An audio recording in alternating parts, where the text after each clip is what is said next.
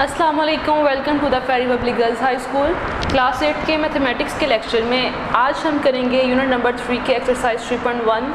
3.1 का question number 1 हमने किया था और आज हम करेंगे एक्सरसाइज 3.1 से क्वेश्चन नंबर 2। हमने उस दिन पढ़ा था कि हमने बेस सिस्टम्स को, जैसे कि हमारे पास था binary system, octal system and base 5 system, इनको हमने डेसिमल फॉर्म में कैसे कन्वर्ट करना है। लेकिन आज हम इसका ऑपोजिट मेथड पढ़ेंगे। आज हम पढ़ेंगे कि हमने डेसिमल सिस्टम को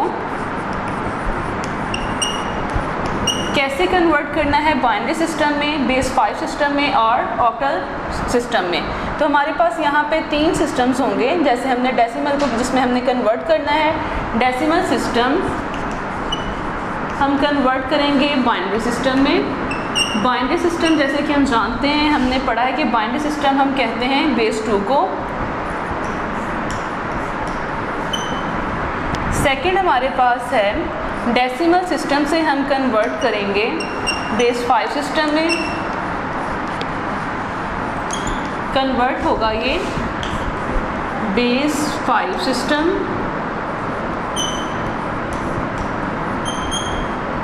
एंड थर्ड हमारे पास है डेसिमल सिस्टम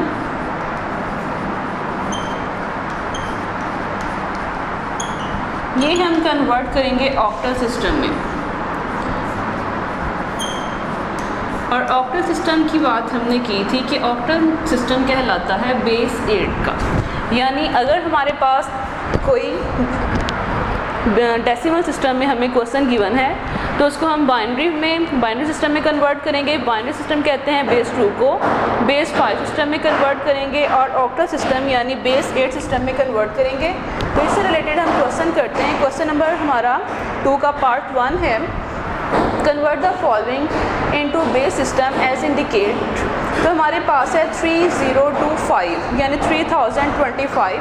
तो इसको हमने बाइनरी, ऑक्टल एंड बेस 5 में कन्वर्ट करना है। तो यहाँ पे हम क्वेश्चन स्टार्ट करते हैं। सबसे पहले हम कन्वर्ट करेंगे इसको बेस 2 के साथ, यानी बाइनरी सिस्टम में हम इसको कन्वर्ट करेंगे।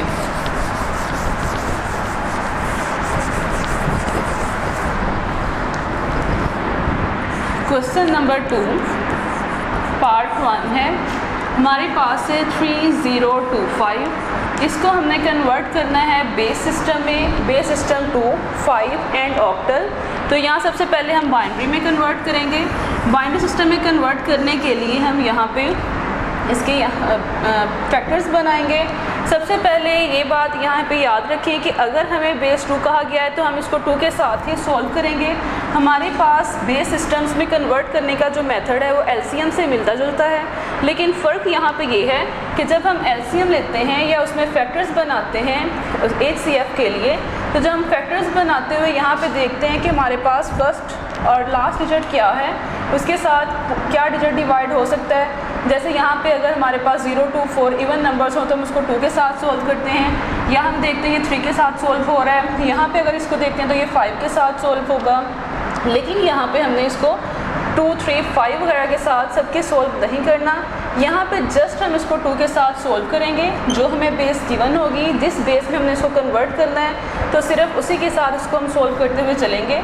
तो यहाँ पे हमारे पास है 3025, तो इसको मैं 2 के साथ सोल्व करूँगी। तो मेरे पास आएगा 2 1s are 2, यहाँ से हमारे पास 1 कैरी आएगा तो ये बनेगा 10, 2 5s are 10, 2 1s are 2, 2 2s are 4। तो यहाँ पे मेरे पास 1 रह जाएगा। यहाँ पे 4 सोल्व हुआ था, 1 रह गया था, तो 1 रिमाइंडर के तौर पे हम इसको साइड पे लिख देंगे। तो यहाँ पे अगर आपको समझ नहीं आ रहा डायरेक्ट तो आप इसको डिवाइड के फॉर्म में भी लिख सकते हैं। डिवाइड करते हुए जैसे आप करेंगे 2 1s are 2, यहाँ से 1 रिमाइंडर है, ऊपर से हमने 0 को लिया है तो ये बनेगा 2 5s are 10। उसके बाद अगेन हम 2 के साथ सोल्व करेंगे, 2 1s are 2, यहाँ से हमने 5 लिया है, 2 2s are 4, तो यहाँ पे 1 रिमाइंडर है। तो यहाँ पे ये जो हमारे पास डिजिट होगा वो यहाँ पे हमने एज अ रिमाइंडर यूज़ करना है। और ये जो हमारे पास क्वेश्चन होगा ये हमारे पास 1512 ये हम यहाँ पे यूज़ करेंगे। अगेन हम इसको 2 के साथ सोल्व करेंगे। 2 के साथ सोल्व करने पे ये बनता है 2 7s are 14। अब यहाँ पे हमारे पास 15 है, 14 हमारा यहाँ पे सोल्व हुआ है। तो 1 रिमाइंडर यहाँ पे रिमाइंडर होगा और ये 1 के साथ मिलने पे 11 बनाएगा, तो ये बनेगा 2 5 are 10।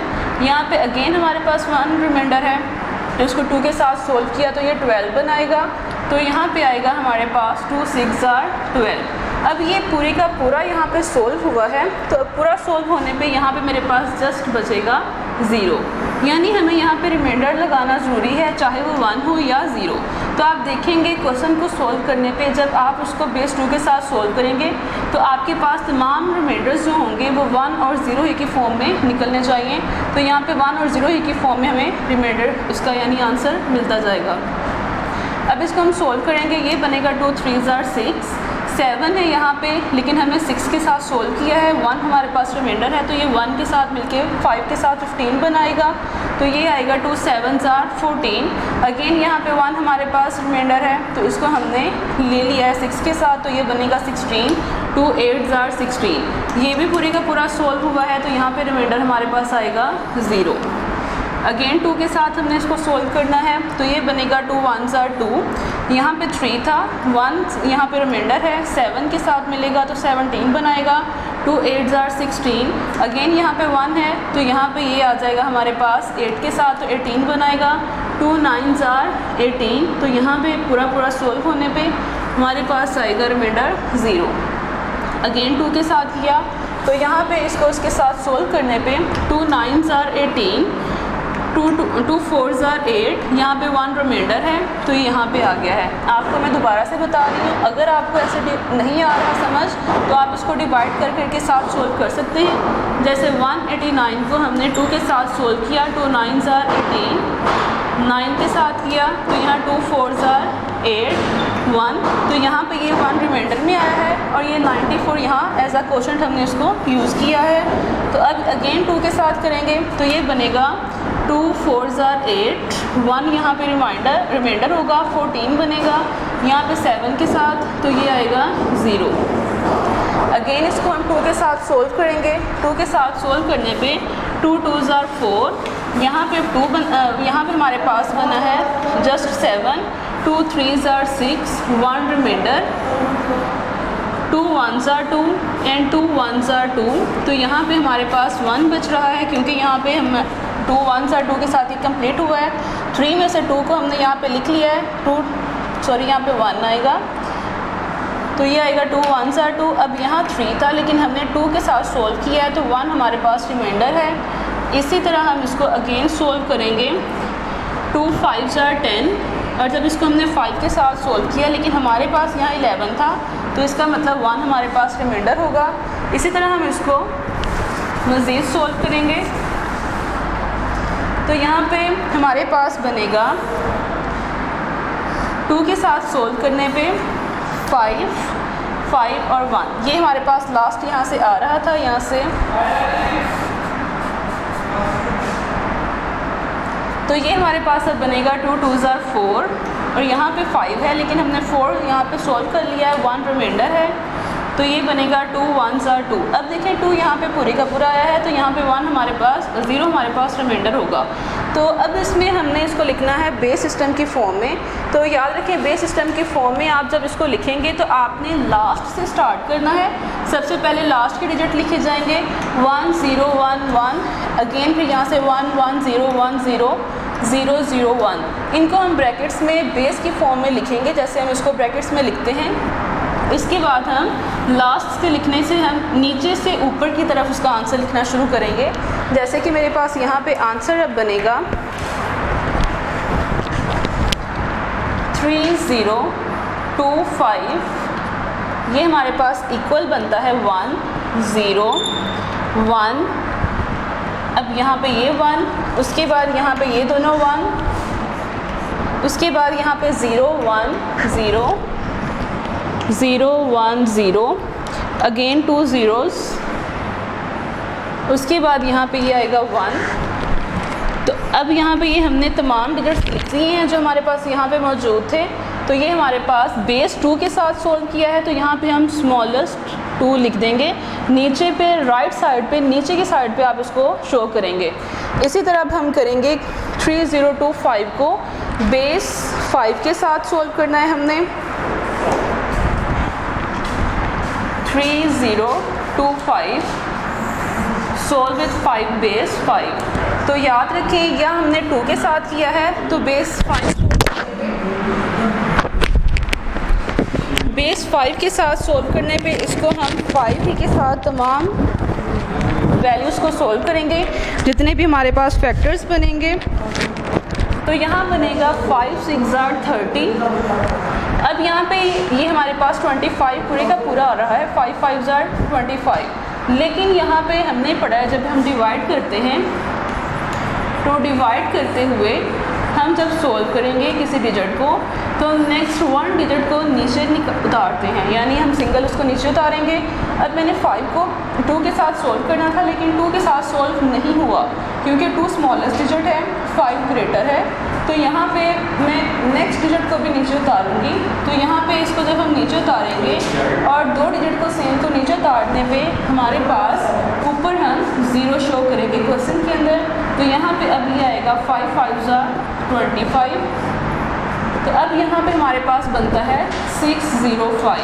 ये पूरा सोल्व हुआ है, तो यहाँ पे रिमाइंडर हमारे पास होगा 0। अब यहाँ पे अगेन 5 के साथ मैं सोल्व करूँगी। 5 1 5। यहाँ पे अब रिमाइंडर हमारे पास बना है 1 को 0 के साथ किया 10 बना। 5 2 10 और 5 1 5। यहाँ पे अगेन पूरा सोल्व होने पे रिमाइंडर होगा 0। आप इसको सोल्व करके भी देख सकते हैं। 605 को 5 के साथ 5 1 5, 6 में से 5 को माइनस किया 1, ये 0। ऐसे यहाँ पे ये आ जाएगा 5 2 10, अगेन 5 को उतारा 5 1 5। तो यहाँ पे हमारे पास इसका क्वोशंट है 121 एंड रिमाइंडर है 0। तो ये बनेगा अब 5 के साथ सोल्व करने पे 5 2 10 और यहाँ पे इसका हमारे पास बचता है 21 बनेगा, क्योंकि यहाँ पे 10 को अगर हम सोल्व करते हैं तो 2 रिमाइंडर होगा। रिमाइंडर को 1 के साथ सोल्व किया 21 बनेगा। तो 5 को इसके साथ करेंगे 5 4 20, तो 1 यहाँ पे रिमाइंडर होगा। अब इसको 5 को किया तो ये बनेगा 5 4 20। अब यहाँ पे हमारे पास बचता है 4, तो 4 इसका रिमाइंडर होगा, जैसे कि यहाँ पे आप करके इसको देख सकते हैं। 24 को 5 के साथ किया 5 4 20, तो यहाँ पे 4 रिमाइंडर है। तो 4 यहाँ पे ये रिमाइंडर आया है और क्वोशंट भी 4 है। तो मज़ीद अब ये सोल्व नहीं हो सकता क्योंकि 4 हमारे पास स्मॉलेस्ट डिजिट है, यहाँ पे 5 कैपिटल है ग्रेटेस्ट स्टेप से। तो यहाँ पे हम इसको सोल्व करेंगे, तो इस तरह से इसको हम लिखेंगे 4 4 1 0 0। तो यहाँ से हम नीचे से ऊपर की तरफ जाएंगे जब इसको लिखना शुरू करेंगे। तो यहाँ पे हमारे पास बनता है आंसर 3025 इक्वल ये होगा 4 4 1 0 0। तो इनको हम हमेशा ब्रैकेट में शो करते हैं और ब्रैकेट के लास्ट पे यानी राइट ब्रैकेट के नीचे वाले साइड पे हम बेस शो करेंगे। तो यहाँ हमारी बेस है 5 क्योंकि हमने इसको 5 के साथ सॉल्व किया है। इसी तरह हमने इसको करना है विद बेस 8, यानी ऑक्टल सिस्टम इसको हमने कन्वर्ट करना है। तो ये बनेगा 3025 विद बेस 8 के साथ सोल्व किया। तो यहाँ पे हमारे पास डिवाइड करके देखते हैं इसको, हमारे पास क्या क्वोशंट निकलता है। 8 3 24, यहाँ पे आएगा 6, 8 7 56। तो यहाँ पे ये हमारे पास बनेगा 6 एंड 5 और ये हमारे पास आएगा 8 8 64। तो यहाँ पे रिमाइंडर बनता है 1। तो यहाँ पे आएगा 3 7 8, रिमाइंडर है 1। अब अगेन इसको हम 8 के साथ सोल्व करेंगे। तो 8 के साथ सोल्व करने पे ये हमारे पास आएगा 8 4 32, 5 और 8, तो 8 7 56। तो यहाँ पे आएगा 2, तो यहाँ पे हम लिखेंगे रिमाइंडर 2 और हमारे पास क्वोशंट होगा 47। अगेन 8 के साथ हमने किया इसको सोल्व, तो ये हमारे पास आएगा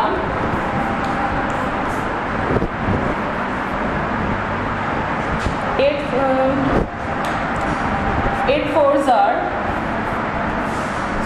5 40।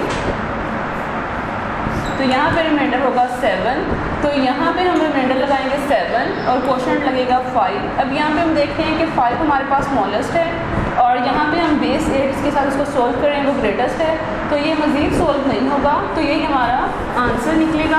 तो यहाँ पे हम इसको लिखेंगे तो 5 7 2 1, तो यानी इसका आंसर बनता है 3025 इक्वल होगा 5 7 2 1 विद बेस 8। तो ये हमारे पास तमाम बेसिस में इसके कन्वर्ट हो गए हैं। यहाँ पे बाइनरी सिस्टम में इसको हमने कन्वर्ट किया है, देन हमने इसको 5 बेस के साथ सोल्व किया है, उसके बाद हमने इसको ऑक्टल सिस्टम मीन टू से बेस 8 के साथ सोल्व किया है। तो यही हमारा आंसर है। नेक्स्ट लेक्चर के साथ हाजिर होंगे। अल्लाह हाफिज़।